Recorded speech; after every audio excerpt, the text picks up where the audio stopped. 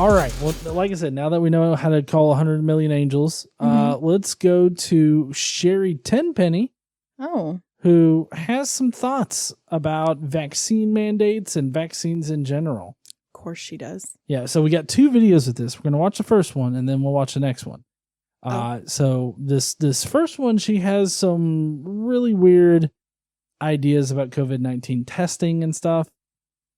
So people have got to start saying to their bosses who are requiring them to get tested if they don't get a shot, that you need to start saying to them, torture is illegal in the United States of America.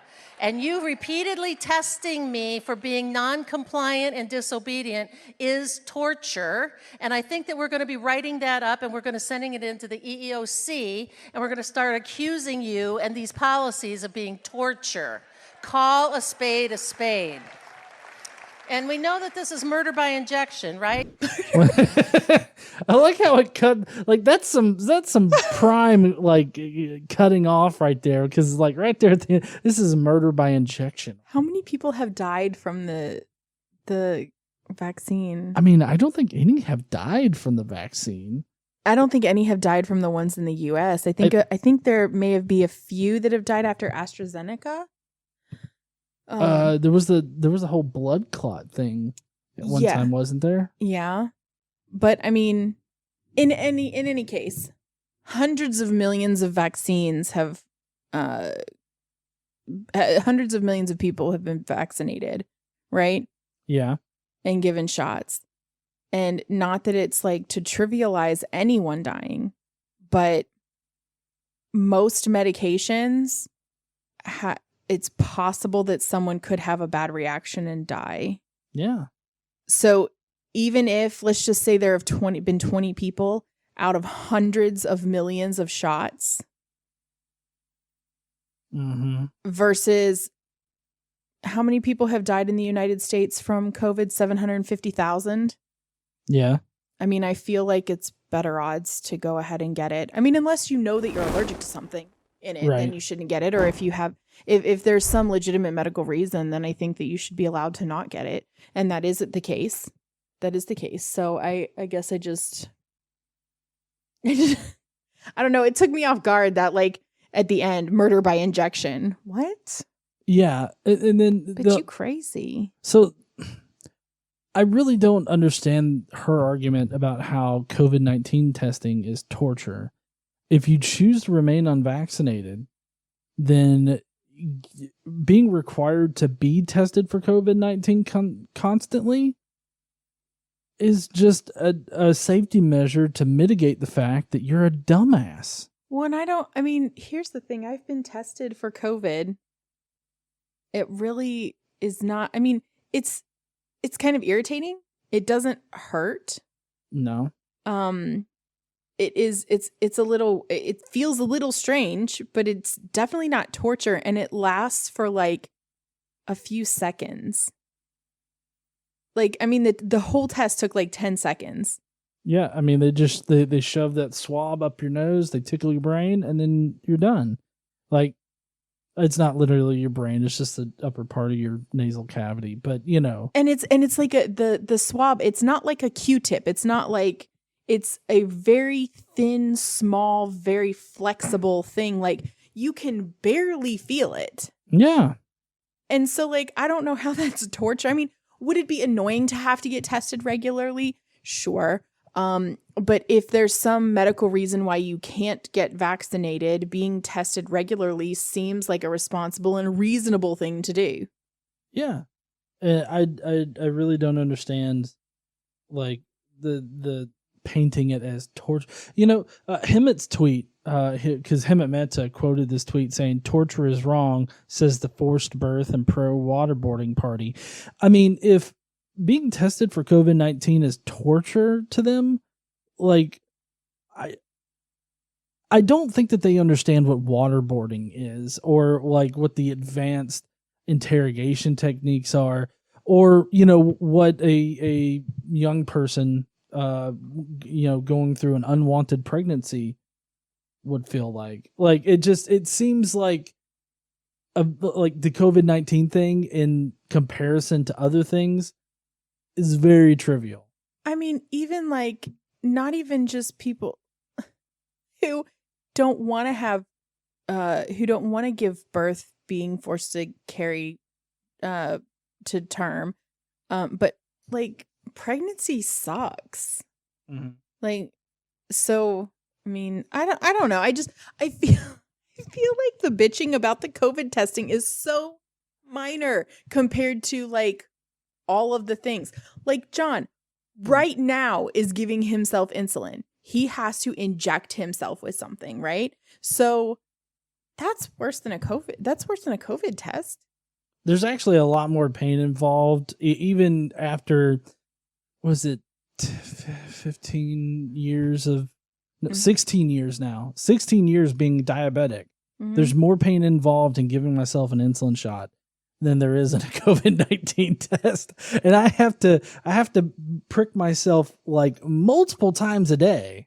It's better now than it was because you have the CGM, so you don't actually have to, stab your fingers 7 or 8 times a day. So not only did I have to give myself an injection multiple times a day, but before I had my CGM or the continuous glucose monitor, I would have to prick my fingers anytime I wanted to know what my sugar levels were. And so that meant every time I had to have a shot, I had to also get pricked on the finger. But also there's multiple times in between the shots that would also have to prick my fingers to check up on it. So, I mean, COVID-19, if you feel tortured by COVID-19 tests, maybe get a little bit of a different perspective. Yeah, you need some perspective. I feel like a lot of these people that we encounter need a perspective check. Like, it's not that deep. All right. So now going off of the whole injection by murder thing. Yes. The next little clip of her. Okay. I actually haven't listened to it because all I needed to read was the description by Right Wing Watch. Mm-hmm. But this is going to be a doozy. Okay. This is happening in America, people.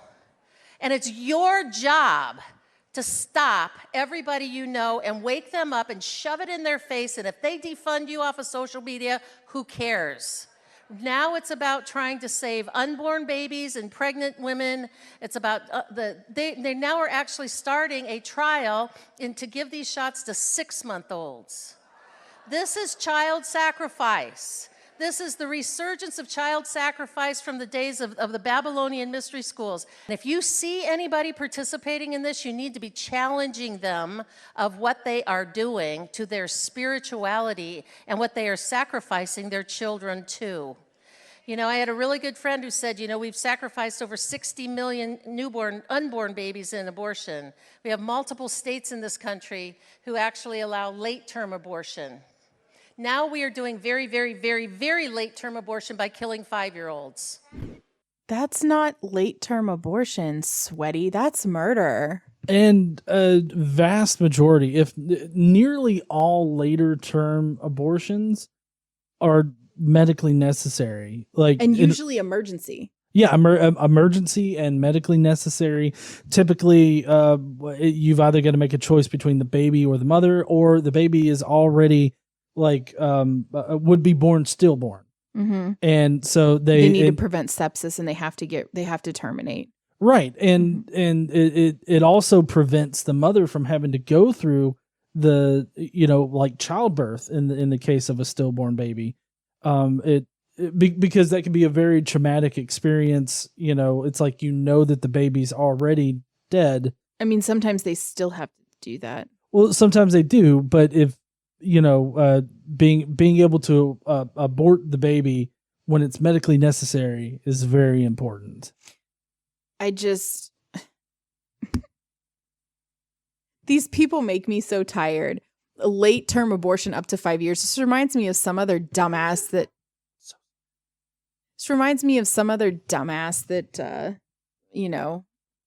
flits around in this community talking about that there should be an option to abort up to 3 years old. Some people may or may not know who I'm talking about. I don't know who that dumb fucking person is, but damn. Anyways, So I do want to go over the little thing that she had up. So that list. Yeah. So Okay. it says COVID is a cleverly engineered coup to disrupt your health and your God-given DNA and your God-given temple. This is not conspiracy theory. Okay, just right off the bat here, it is a conspiracy theory because you're saying it's a cleverly engineered coup to disrupt your health and your DNA and apparently your God-given temple. That would match the literal definition of a conspiracy theory. So I feel like you're bullshitting us on that. Let's see. Human DNA from aborted fetal tissue. I don't even know why that's just a sentence there. Like it's not a statement or anything like that.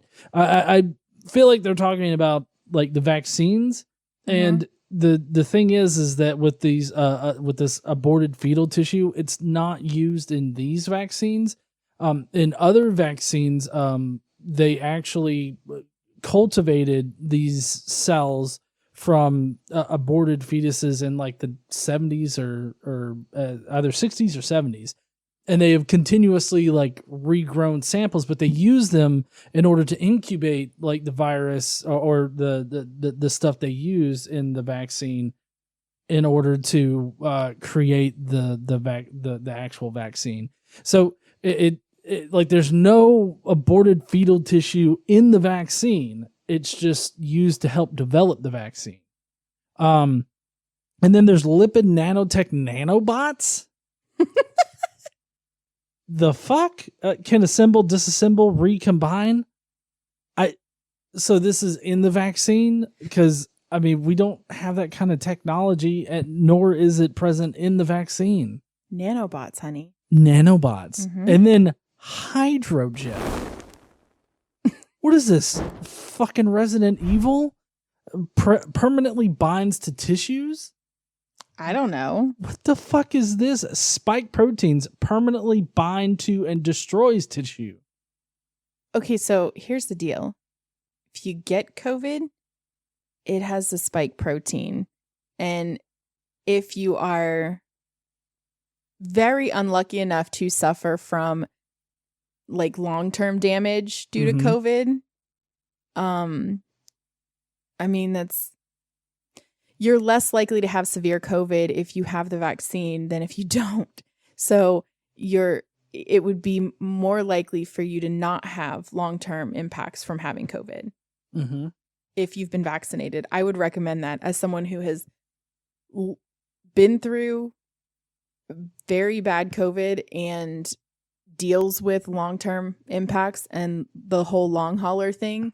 I would say spike proteins from the vaccine aren't so bad.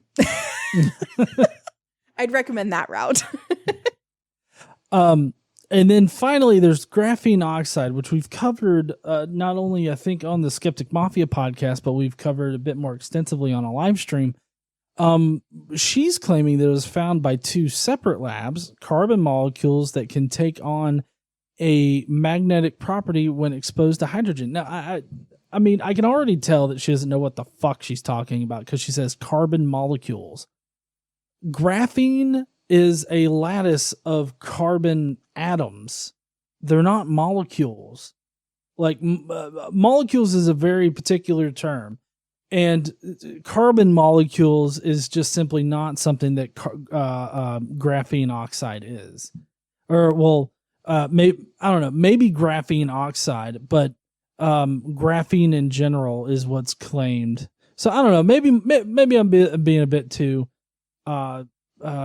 pedantic on that particular point. But the fact is that graphene or graphene oxide is not in the vaccines. In fact, if graphene in any kind of sense was in the vaccine, then it would actually give off this sort of black color, or you really wouldn't be able to see in it. But the fact that most are clear, I think there's maybe one or two of them that are actually kind of yellowish in nature, means that there's no graphene oxide in them. And so I don't even understand what in the fuck her point is with this entire conspiracy-laden thing that claims it's not a conspiracy theory. I mean, I feel like this bitch just has no idea what the fuck she's talking about. No. She's crazy. She's a crazy bitch. Talking about crazy bitches, you want to go on to Greg Locke?